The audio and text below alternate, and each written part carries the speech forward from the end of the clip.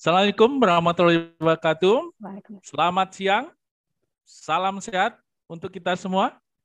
Dan kita tetap berharap supaya di pagi ini, di siang ini, di sore nanti, di malam nanti, kita tetap selalu diberikan kesehatan, kekuatan, kemudahan, dan kebahagiaan untuk kita semua ya, luar biasa.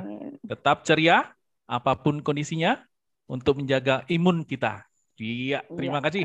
Terima kasih tadi Pak Ahyar, beliau sungguh sudah memberikan inspirasi dan banyak memberikan kepada kita wawasan mengenai bagaimana kita menyiapkan yang sebenarnya kita sedang rencanakan untuk mengadakan pembelajaran tatap muka walaupun terbatas ya. Ya, namun kenyataannya kita masih harus berjuang karena pandemi juga kelihatannya masih saat ini trennya meningkat, jadi kita juga tetap harus meningkatkan kehati-hatian kita, ya. Tapi pada prinsipnya, apapun yang kita upayakan, kita harus tetap patuhi protokol kesehatan, ya. Baik, terima kasih. Kita akan sapa Bapak dan Ibu semua nanti. Nah, kita awali dengan share dulu untuk materi kegiatan di hari ini, ya, yang terkait dengan apa yang kita ingin sampaikan kepada Bapak Ibu. Kita sebenarnya akan bicara mengenai masalah kegiatan yang terkait dengan persiapan pembelajaran tatap muka yang sebenarnya ini ya tetap dikembalikan lagi pada kita semua, kesiapan dan kondisi serta arahan dan saran dari Satgas setempat masing-masing ya terkait dengan zona yang kita sedang status yang saat ini sedang kita tetapkan atau kita hadapi di wilayah masing-masing. Nah, ini menjadi perhatian khusus kita supaya nanti kita juga tidak mengalami semacam hambatan ketika nanti kita sedang mencoba atau mengupayakan kegiatan ini ya. Baik, kita akan awali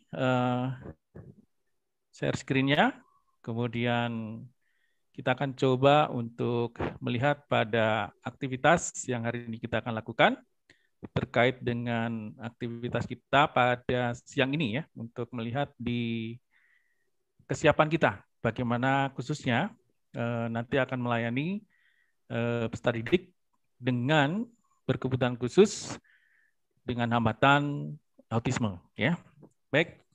Sebenarnya topik kita di sini kan intinya adalah di transisi kebiasaan baru, ya. Jadi transisi kebiasaan baru, dan ini terjadi tidak hanya untuk peserta didik berkebutuhan khusus autisme saja, ya, namun pada kita semua juga. Karena kita mulai pada masa-masa ini, maka mungkin dilihat dari gambar yang muncul di sini, selalu mengenakan masker, tetap menjaga jarak, gunakan tadi hand sanitizer atau cuci tangan sesering mungkin, dan periksa suhu. Ya, ini kan kebiasaan baru ya, yang dulu belum pernah kita bayangkan, belum pernah ataupun jarang kita lakukan, kecuali mungkin waktu itu diajarkan cuci tangan ya, rajin mencuci tangan gitu ya. Namun tidak jarang menggunakan masker. Nah, maka nanti kita akan mulai menggunakan ini. Nah, ini kan merupakan suatu bentuk transisi. Dan walaupun ini mudah bagi kita, namun ini menjadi hal yang baru yang mungkin akan mengubah imajinasi peserta didik berkebutuhan khusus autisme ketika melihat aktivitas atau kegiatan ini. Nah, maka kita harus biasakan dengan simbol-simbol atau gambar yang memandu kepada peserta didik berkebutuhan khususnya autisme itu bisa memahaminya. Nah, bisa memahaminya. Oke, baik. Kita banyak terlibat dengan kebijakan ya. Nah, tentang pola pembelajaran tatap muka. Sebenarnya ini sudah disarankan dan sudah diperkenankan mulai tahun ajaran 2020-2021 ya. Jadi bulan Juli tahun 2020 itu bisa disesuaikan dengan surat edaran Mendikbud nomor 4 tahun 2020 ya, tentang pembelajaran jarak jauh ya. Kemudian menggunakan kegiatan belajar tatap muka dengan memperhatikan zonanya. Nah, ini ya, ini ada penyelenggaranya. Ini tentunya akan terlaku pada bagaimana nanti terjadi juga pada peserta didik kita yang ada di sekolah luar biasa mungkin, atau di sekolah inklusi, penyelenggara pendidikan inklusi ya, di mana ada peserta didik berkebutuhan khusus dengan hambatan autisme ya. Nah, tentunya mereka perlu dipahamkan tentang ini ya, bagaimana autisme yang dialami sebagai hambatan dalam berinteraksi dengan sosial lingkungan sekolahnya itu bisa dieliminasi dengan beberapa cara sehingga mereka atau peserta didik kita yang menyandang hambatan autisme itu bisa bertransisi ya. Nah, ini perilaku, sosialisasi, bahasa, problem solving, kemampuan akademik dan self-help untuk seorang penyandang hambatan autisme ini menjadi hal yang kalau kita sebut sebagai barrier ya atau hambatan bagi mereka. Ini jadi penghalang bagaimana mereka bisa berperilaku, melakukan emosi menyalurkan emosi dan mengekspresikan emosi dirinya, rasa percaya diri dan sebagainya, serta bersosialisasi. Nah, ini juga bagaimana bergiliran, meminta tertib, kerjasama dan sebagainya, termasuk mengekspresikan komunikasi dalam bahasa lisan, baik itu berupa verbal ataupun non-verbal. Ya, nah ini menjadi kendala. Ini yang menjadi lingkup ruang lingkup penyandang dengan hambatan autisme itu menjadi kunci ketika kita harus mengubah ini ya. Nah, kita mengingatkan kembali pada intinya memang ada ketidaksempurnaan pada saraf sehingga menjadi suatu bentuk pemrosesan informasi yang tidak sempurna sehingga informasi yang disampaikan sebagai bagian dari koordinasi antara stimulus dan respon yang diterima melalui sensori peserta didik dengan penyandang hambatan autisme itu tidak bisa diterjemahkan dengan sempurna oleh syaraf kita. Sehingga terjadi gangguan pada kemampuan komunikasi, perilaku, sosialisasi, sensori mungkin setelah belajarnya. Nah, cirinya nanti pada saat komunikasi itu mungkin ada ciri-ciri seperti ini yang mungkin Bapak dan Ibu yang saat ini juga sering ataupun sedang menangani peserta didik dengan hambatan berkebutuhan khusus autisme itu terjadi ya. Jadi ada komunikasi dengan menggunakan kata yang selalu sama ya, tidak memulai pembicaraan, sulit untuk memulai dengan percakapan dan mungkin belum bisa merespon dengan baik ya. Tergantung juga dengan bagaimana dia merespon atau berinteraksi terhadap sosialnya. Nah, ini ya, jadi terhadap sosialnya. Entah itu ketika dia sulit untuk melakukan eye contact ya, jadi menatap atau pandangan mata. Kemudian juga tidak merespon ketika dipanggil ya, ataupun dia senang untuk menyendiri atau yang disebut dengan loneliness ya. Jadi dia serang menyendiri. Juga terhadap gangguan perilakunya. Kalau tadi dengan sosial interaksinya, kalau sekarang dengan perilakunya sendiri. Jadi kadang-kadang memperlihatkan sikap yang mungkin asik dengan dirinya sendiri, maunya sendiri, kemudian mungkin juga senang sekali babbling ya, berteriak-teriak, manjat-manjat, putar-putar, agresif atau self-injury ya. Nah ini sering kali terjadi. Nah ini yang pertama kali kita mungkin sering hadapi ya. Kita mengingatkan kembali, termasuk mungkin ada perilaku yang tantrum ya. Jadi dia mungkin bisa jadi hyposensitif ya, sehingga atau hypersensitif sehingga sensitivitas terhadap stimulus yang ada dari lingkungan itu membuat dia memberikan over reaction atau disebut dengan tantrum ya. Nah, dan sebagainya. Juga ini ya, ada hal yang selalu dilakukan yang sifatnya itu selalu berulang.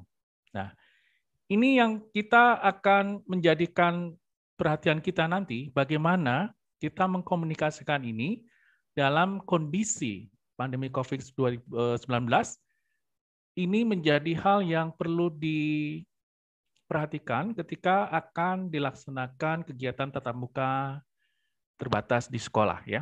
Tentunya dengan kita akan fokus hari ini adalah bagaimana membelajarkan ya kesiapan mereka untuk belajar. Nah, ini ya. Ada sensorisnya juga. Kadang-kadang suka menjilat benda, mencuri benda, menutup telinga, beliau mendengar suara keras ya. Jadi ini oversensitif ya. Kemudian tidak suka membuka baju dan sebagainya.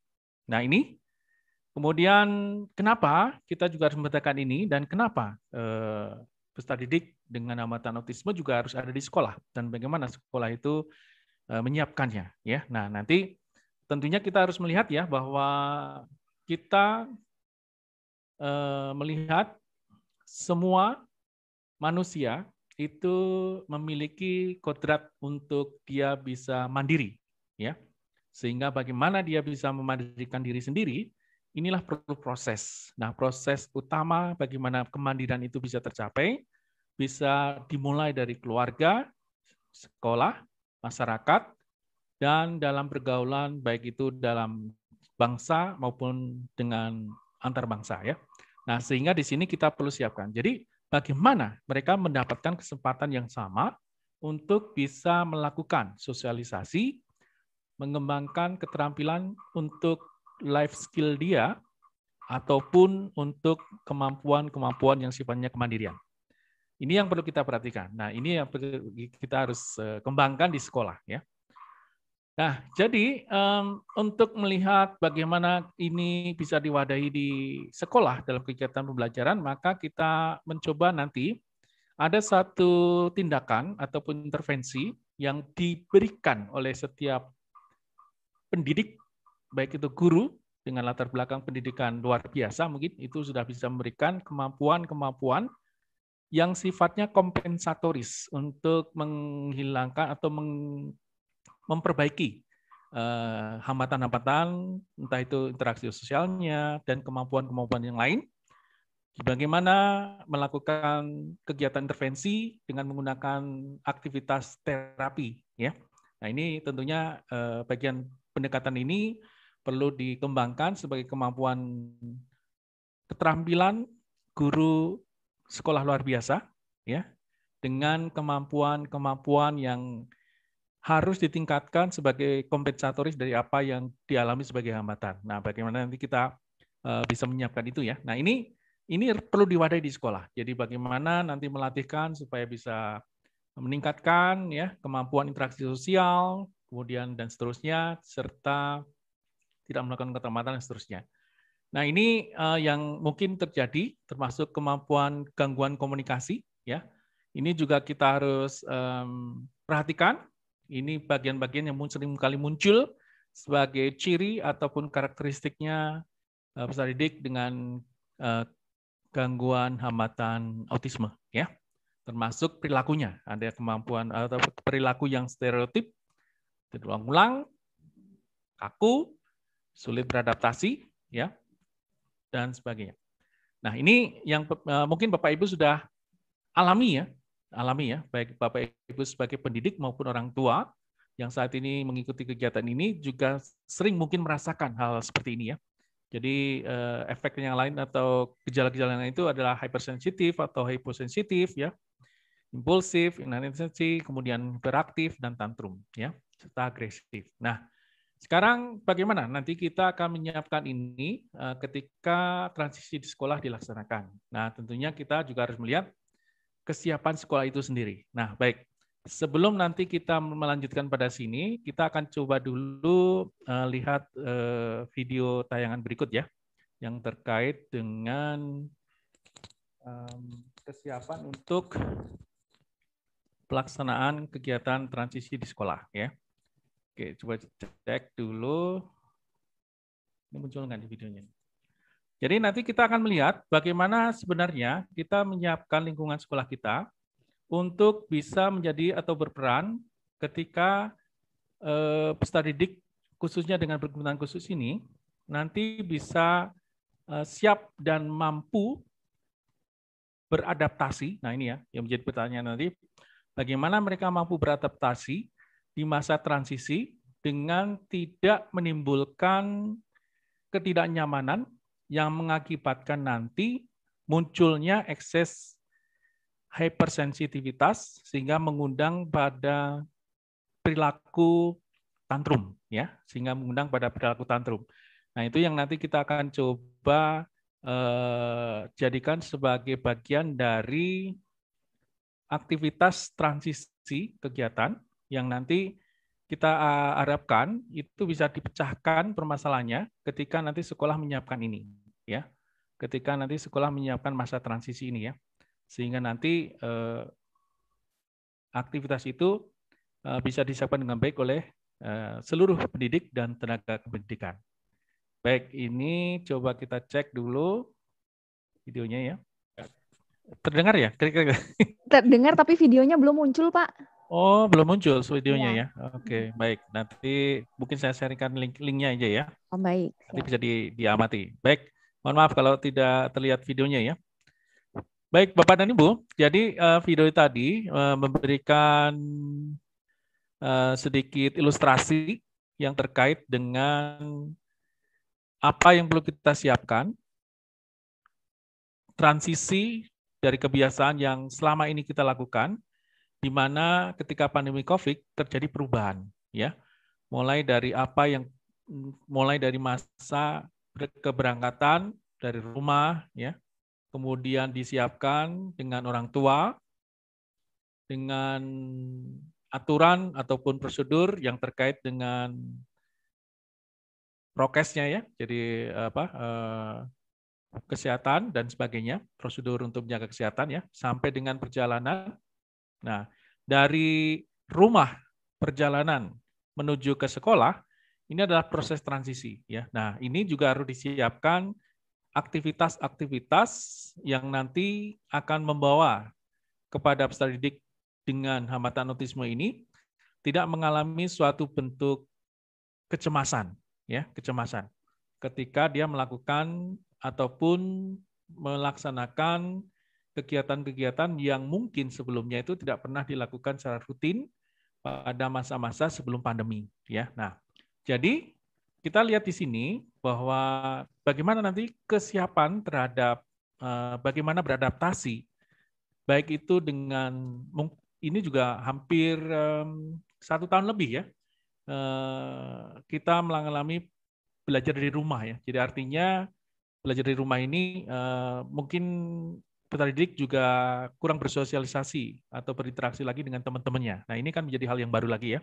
Nah, jadi bagaimana kita nanti mengendalikan ini sehingga nanti sensitivitas terhadap stimuli eksternal itu bisa tidak membuat hypersensitivitas bagi anak sehingga nanti bisa tetap mengontrol perilaku atau istilahnya ya, tadi, ya, tidak memunculkan tantrum dan sebagainya. Nah, ini, ya, nanti jadi bagaimana menghadapi perubahan rutinitas, baik itu di luar atau di dalam kelas, termasuk dalam perpindahan kelas, ya. Nah, kemudian ini juga harus kita perhatikan tentang protokoler COVID-19 di sekolah, ya. Jadi pakai masker, jaga jarak, selalu cuci tangan. Nah, ini akan lebih mudah dipahami ketika menggunakan simbol-simbol atau gambar, ya. Jadi nanti mungkin di sekolah itu bisa membuat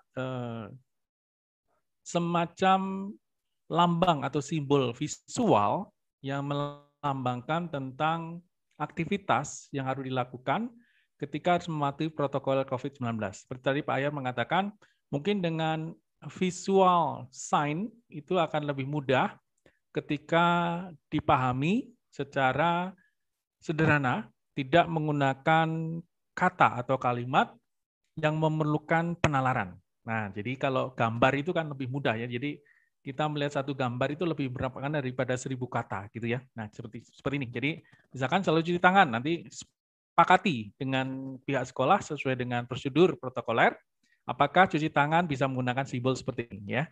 Jaga jarak, apakah bisa menggunakan simbol seperti ini. Masker, apakah bisa menggunakan simbol ini. Nah, ini harus dipertimbangkan. Nah, ini juga bisa memberikan ilustrasi, ya, supaya nanti kebiasaan-kebiasaan tadi bisa dilakukan di sekolah dengan mudah, ya. Nah, misalkan maskernya seperti ini, cek tubuh, ya, jaga jarak dan sebagainya. Nah, nanti ini menjadi pilihan bagi kita semua untuk memudahkannya. Dan saya pikir saat ini sudah banyak infografis yang membantu kita untuk memudahkan memahamkan ini, ya. Nah, nanti tinggal diterjemahkan bagaimana ini bisa dipahami oleh peserta didik dengan hambatan autisme, ya. Nah, ini juga memudahkan kita nanti memahami dengan gambar dan mungkin ilustrasi di belakang itu juga memberikan kita kemudahan. Namun kalau bisa jangan terlalu kompleks ya. Jadi gambarnya itu kita fokus pada satu aktivitas misalkan. Kalau ini kita mudah memahami karena kita kan nggak punya hambatan terhadap apa imajinasi yang ditampilkan dari gambar atau visual ini ya. Namun untuk penyandang autisme mungkin ini terlalu kompleks ya. Tapi intinya kita lihat dulu dengan warna yang menarik, dengan ilustrasi yang jelas itu bisa memudahkan kita nanti memahamkannya ya. Kemudian ini nanti ada langkah-langkah untuk menyiapkannya sebelum pembelajaran, selama pembelajaran dan seterusnya ya. Nah, di sini juga sudah diberikan.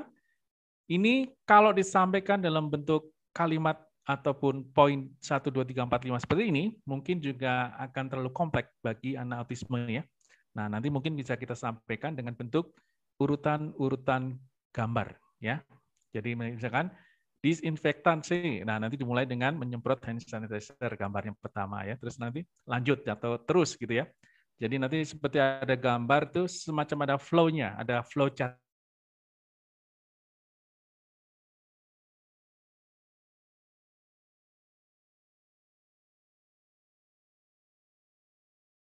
Secara visual ya. Baik, ini sebelum pembelajaran, jadi nanti pastikan ini nanti bisa dilakukan dan seterusnya. Ini setelah pembelajaran. Nah, contohnya ini ya. Ini sudah ada simbolnya ya. Jadi disinfeksi, kemudian ketersediaan sisa dan seterusnya, ini masker, termogan dan seterusnya, dan melaporkan dan seterusnya. Nah, ini perlu kita sosialisasikan ya, kita buat. Nah, simbol-simbol ini juga simbol-simbol transisi. Jadi artinya apa? Ketika di rumah tidak pernah melihat gambar ataupun sarana seperti ini di sekolah, maka kita harus siapkan ini dalam bentuk informasi visual, sehingga nanti ketika peserta didik dengan hambatan autisme sampai di sekolah, itu sudah melihat dan akan mencoba untuk menyesuaikan imajinasi dia dengan gambar yang dia lihat saat ini. Jadi nanti ketika masuk ke sana nggak akan bingung ataupun nggak akan tantrum, kok ada ember di sini, kok ada keran di sini ya, ini untuk apa dan sebagainya. Nah nanti ini bisa kita buat simbol-simbol ini di tempat-tempat ketika mulai masuk di lokasi sekolah, ya. Termasuk tentang bagaimana menerapkan social distancing dengan menggunakan simbol-simbol yang disepakati. Biasanya kalau tidak boleh diduduki itu kan pakai tanda silang ya. Nah, kita biasakan bahwa tanda silang ini berarti tidak dipakai untuk duduk ya. Kalau ada simbol tempat cuci berarti untuk cuci tangan dan seterusnya.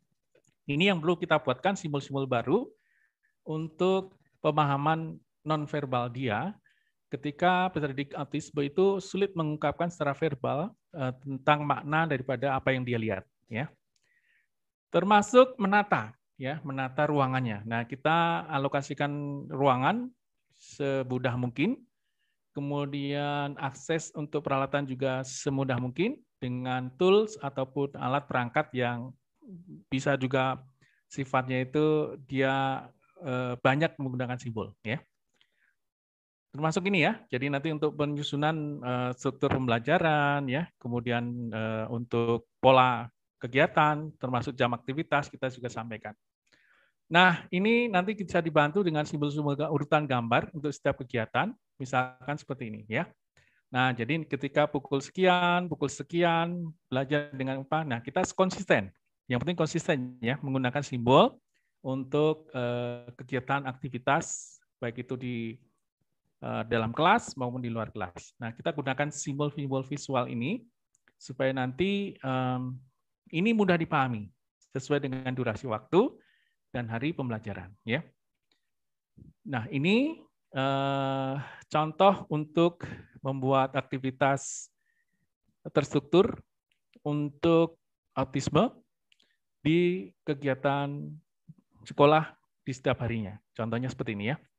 Nah, ini memudahkan. Kalau ini kan nggak perlu menuliskan apa istilahnya kalimat atau kata yang sulit dipahami dan mungkin bagi anak autisme juga dengan menggunakan kalimat atau kata itu terlalu imajinasinya terlalu sulit ya. Nah, dengan menggunakan visual ini kita bisa lebih mudah. Nah, seperti ini. Nah, sampai dengan hari Sabtu misalkan. Nah, ini ya. Ini sudah kita buatkan, ya. Nah, dari contoh-contoh ini kita akan coba masuk ke pembelajaran. Nah, kita kan masih menggunakan kurikulum 2013 ya. Kalau tadi ditanyakan apakah materinya itu sama dengan pembelajaran di masa-masa normal ataupun masa-masa sebelum pandemi ya. Nah, kemarin pasti Bapak dan Ibu juga sudah memahami ya bahwa sudah diterbitkan kurikulum darurat kalau nggak salah ya untuk masa pandemi ya. Nah, itu kan intinya itu kan berisi perangkat pembelajaran dengan materi yang esensial. Nah, maka silakan nanti Bapak dan Ibu tentu bisa merumuskan kembali mana tema dan subtema. Ini contohnya di SD ya, yang bisa Bapak Ibu pilih dari sekian banyak kompetensi dasar yang ada di setiap jenjang satuan pendidikan, khususnya di tingkat kelas masing-masing, untuk bisa dipilih mana yang lebih esensial. Nah, ini contohnya. Untuk yang SD kelas 1, ya, dan MI kelas 1 ya, tentang subtema 1, itu tentang aku dan teman baruku. Nah, ini mungkin, ini kan sebentar lagi juga masuk tahun pembelajaran baru ya, bulan Juli ya, mungkin tinggal beberapa hari lagi ya. Nah, nanti kita lihat aja apakah bisa dilaksanakan dan diizinkan untuk pembelajaran tatap muka ya. Tapi intinya kita melihat kembali tentang pembelajarannya. Contohnya ini ya. Nah, nanti kita bisa desain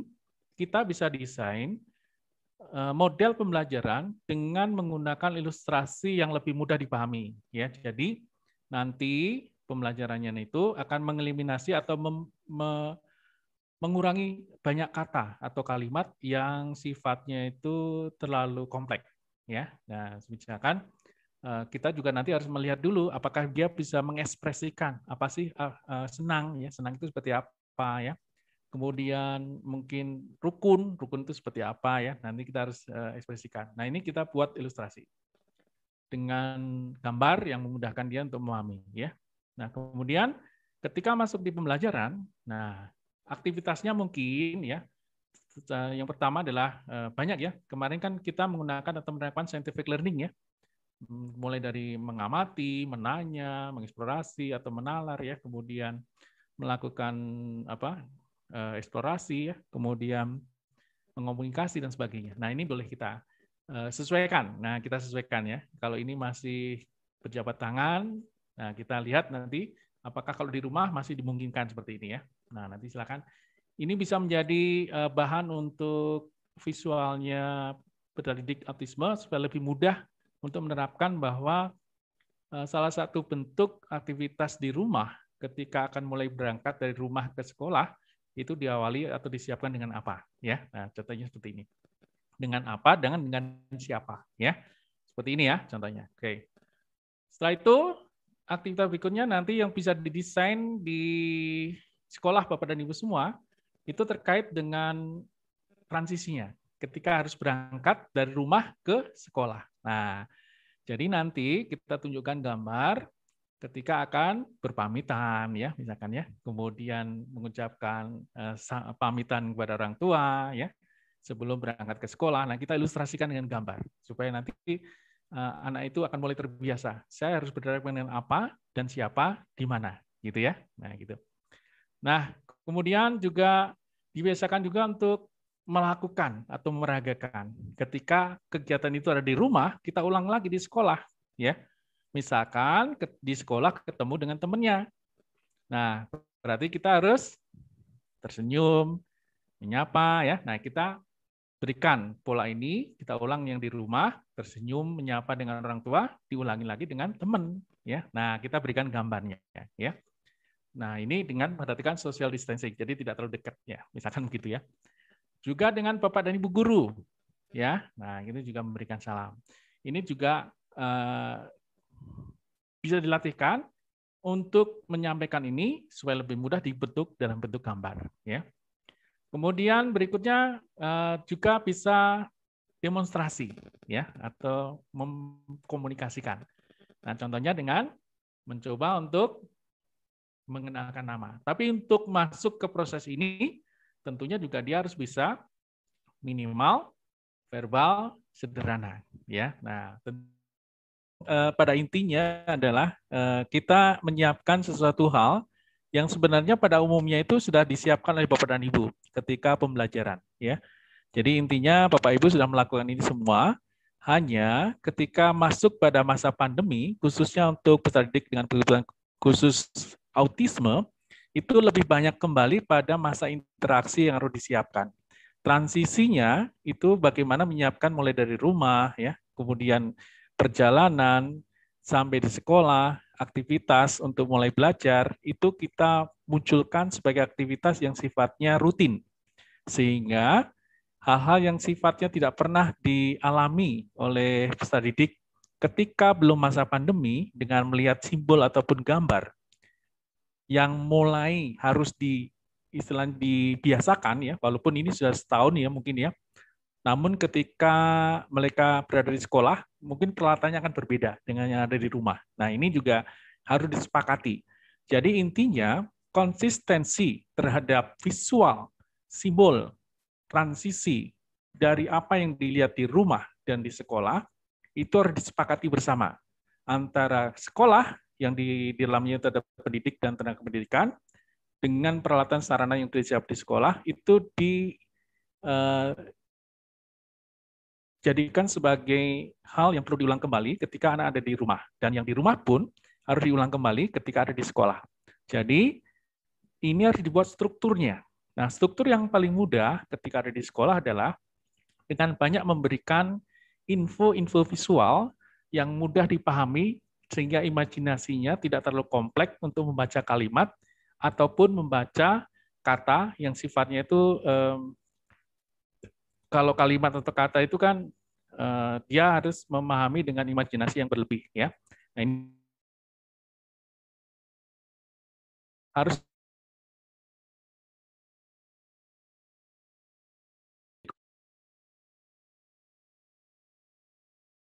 sebagai aktivitas. Nah, ya, aktivitasnya juga dengan menggunakan pola. Nah, yang paling mudah adalah membuat agenda atau struktur jadwal dengan agenda rutin yang dengan durasi belajar dengan simbol-simbolnya. Nah, dengan simbol-simbol ini juga artinya disepakati, ya disepakati. Kalau simbol hari ini seperti ini, aktivitas seperti ini, maka di kemudian hari pada hari yang sama, waktu yang sama, kita melakukan hal yang sama, ya. Nah, jadi paling mudah ya kita gunakan simbol-simbol gambar untuk aktivitas yang akan dikerjakan di kegiatan di sekolah masing-masing. Nah, tentunya media ajarnya juga harus disesuaikan. Kita lebih banyak membuat ilustrasi dengan mengembangkan gambar-gambar yang memudahkan anak untuk memahami berdasarkan visual imajinasi, ini akan dibangun sebagai suatu bentuk pemahaman untuk bisa diterapkan atau bisa didemonstrasikan. Nah, sehingga nanti lebih baik kita menyiapkan medianya itu lebih banyak dengan ilustrasi, ya, lebih banyak dengan ilustrasi dan kalimat atau pernyataan kalimat ataupun kata yang muncul di dalamnya itu tidak terlalu kompleks. Jadi disampaikan, namun kalimatnya lebih mudah dipahami dengan menggunakan kata-kata ataupun dukungan terhadap gambar yang memadai. Nah, seperti ini ya. Nah, seperti ini. Jadi, ini aktivitas ini bisa dilakukan dengan unit aktivitas strategi pembelajaran yang ada di dalam, kalau Bapak Ibu kan biasanya mengembangkan rencana kegiatan pembelajaran ya, RPP maupun PPI yang berkaitan dengan kemampuan untuk menyiapkan kemampuan yang hasil tadi kalau disebutkan itu ada asesmen gitu ya yang perlu ditingkatkan bagian mana. Jadi itu perlu dibuatkan PPI-nya. Nah, ini salah satunya. Jadi salah satu demonstrasinya adalah mencoba untuk merekam diri ya. Jadi cukup menggunakan 2 kata misalkan.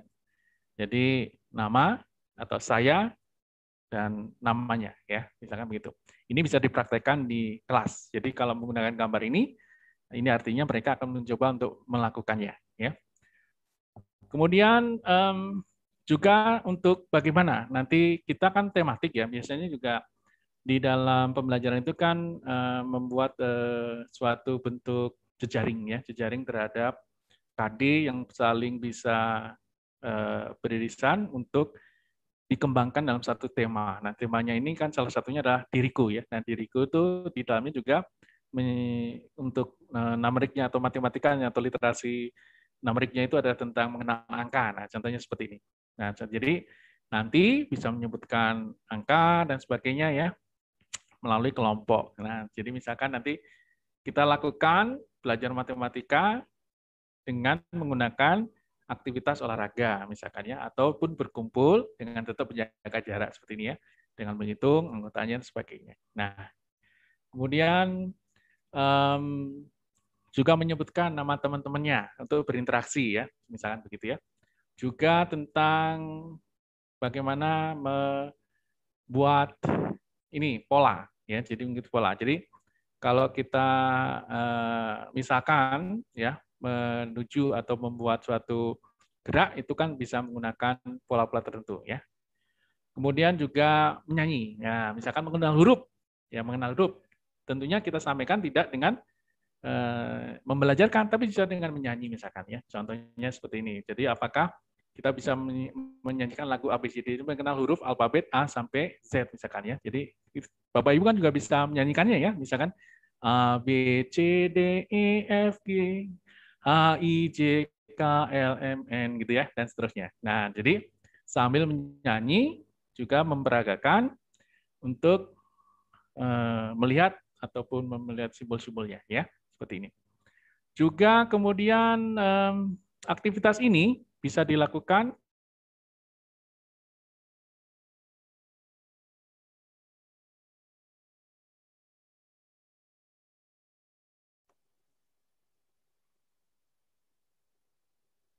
Ya, sepertinya ada kembali kendala jaringan. Baik, terima kasih bagi Bapak Ibu yang sudah menuliskan kolom pertanyaan pada kolom chat. Pengetahuannya adalah dari urutan ataupun dari level pengetahuan yang harus dicapai. Jadi anak itu untuk menyebutkan berarti dia harus mengetahui faktanya. Jadi faktualnya. Jadi faktualnya itu dia sebutkan. Nah, sebutkan itu adalah C1-nya ya. Jadi menyebutkan. Nah, sehingga nanti ini beriringan. Jadi misalkan menyebut nama, berarti faktanya dia menyebut urutan hurufnya ya. Kemudian dia bisa menyebutkan, berarti dia sudah sampai pada kemampuan untuk tahap mengetahui ya atau menyebutkan ya, dengan cara menyebutkan. Nah, contohnya seperti ini setelah tadi sambil bernyanyi. Jadi bisa mengenal. Jadi kalau saya misalkan Ana, berarti faktanya ada huruf A, ada huruf N, ada huruf A, ya. Dan menyebutkan Ana berarti dia sudah sampai pada tahap pengetahuan, ya.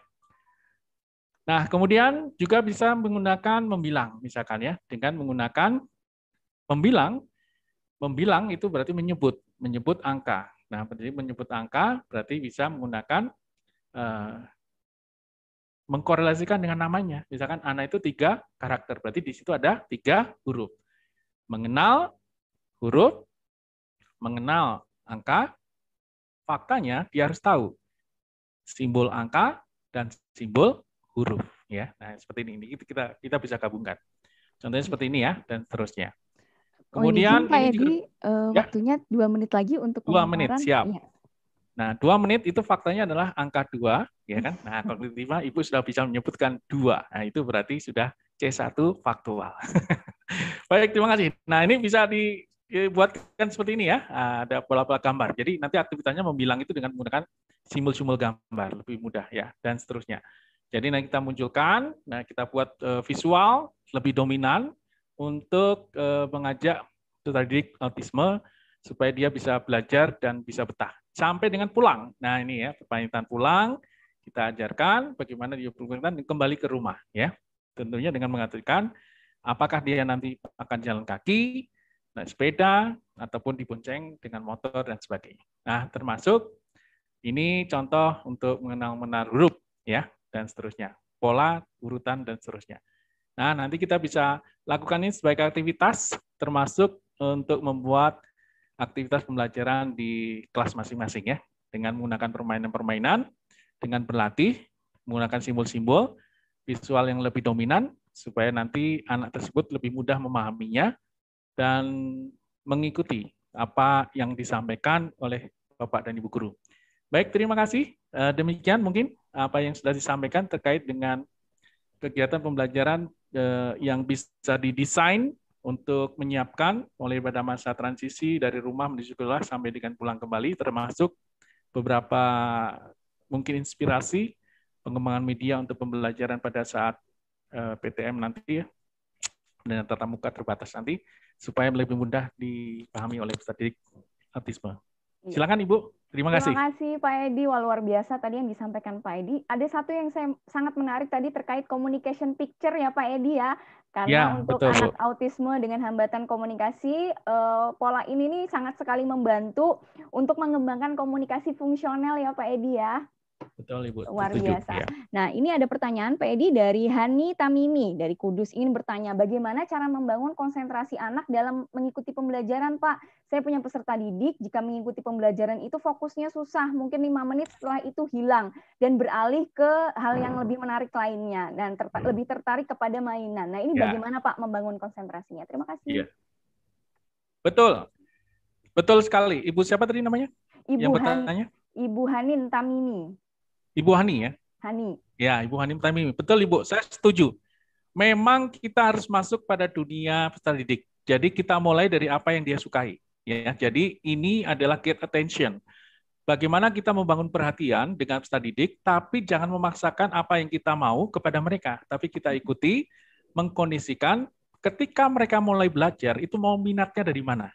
Nah, inilah yang mungkin sekarang sedang dikembangkan juga ya. Jadi pembelajaran itu memperhatikan pada bakat dan minat pembelajaran pada anak. Ya, jadi kita akan melihat pada kodratnya. Nah, kodratnya itu kan anak berasal dari berbagai mungkin kondisi, entah itu secara psikososial maupun psikologi berbeda-beda. Nah, ini kita harus mengakomodir.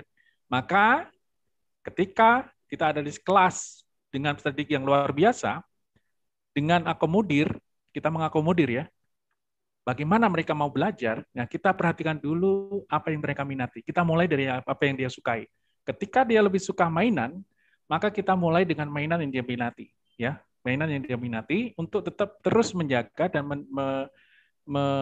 membangun komunikasi, mendapatkan perhatian, namun dengan, jangan lupa, ketika ini terjadi, ke depan akan harus dieliminasi.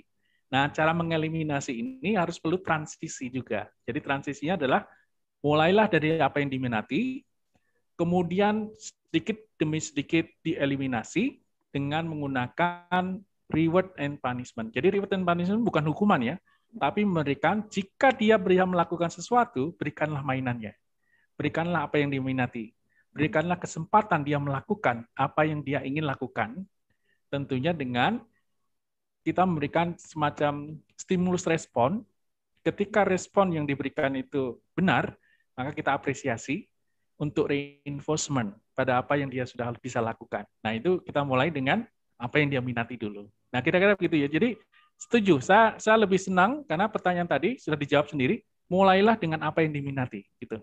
Kira-kira begitu, Bu. Baik, luar biasa nih Pak Edi. Dari pemaparan Bapak ini sampai ada yang sharing pengalaman Pak. Bahwasanya beliau ini mengampu satu peserta didik berkebutuhan khusus. Awalnya menuntut akademik dan keinginan terbesar ortu memasukkan anak ke sekolah umum. Dengan komunikasi dan pemberian pengertian ke orang tua, terkait keterampilan yang harus dimiliki anak, alhamdulillah ortu berlapang dada. Terima kasih Pak ilmunya. Wah, luar biasa ini Pak. Terima kasih untuk semuanya juga ya, semangatnya luar biasa. Terima kasih. Iya, ini lanjut lagi Pak terkait dengan tadi communication picture Pak. Nah, bagaimana sih Pak strategi dalam mengembangkan communication picture tersebut Pak untuk peserta didik berkebutuhan khusus khususnya autis Pak? Langkah-langkahnya. Baik, pertama kita harus kontekstual dulu ya. Jadi kita kembali pada apa yang biasa diamati dan dialami oleh peserta didik dalam kehidupan sehari-hari.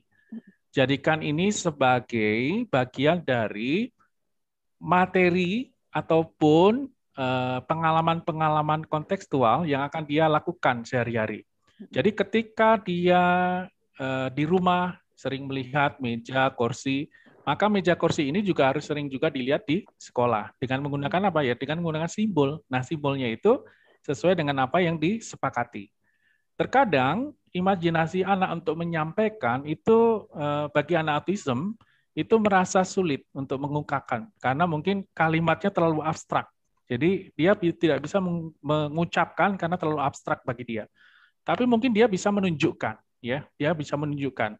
Nah, maka memang ada salah satu terapi yang disebut dengan Picture Exchange Communication System atau PECS yang bisa membangun ini untuk melakukan komunikasi bagi anak yang masih mempunyai verbal limitation atau non-verbal. Ya, nah ini nanti bisa dibangun dengan menggunakan transaksional, dengan menggunakan apa yang dia inginkan harus dia lakukan, tapi dengan melakukan transaksional. Jadi misalkan dia harus melakukan aksi dulu. Jadi melakukan aksi, entah itu dengan menunjuk ataupun dengan mengucapkan kalimat ataupun suara yang mungkin belum begitu jelas tapi maksudnya begitu ya. Nah, tapi itu bisa kita stimulasi. Jadi ini bagian dari stimulasi. Jadi kalau ingin membangun gambar yang berarti bagi peserta didik dengan hambatan autisme, maka kita ambil yang kontekstual. Jadi gunakanlah simbol-simbol yang pada umumnya dilihat.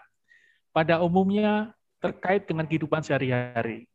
Bapak Ibu tentunya juga paham ya, ketika berlalu lintas di jalan sering melihat simbol S dicoret, P dicoret, atau misalkan kelok-kelok. Nah, itu sering kali dilihat di jalan. Ini berarti di mana Bapak Ibu berjalan, mau di Bandung, mau di Kalimantan, mau di Sumatera, semuanya sama. Nah, ini kan memberikan pemahaman yang sama. Jadi artinya apa?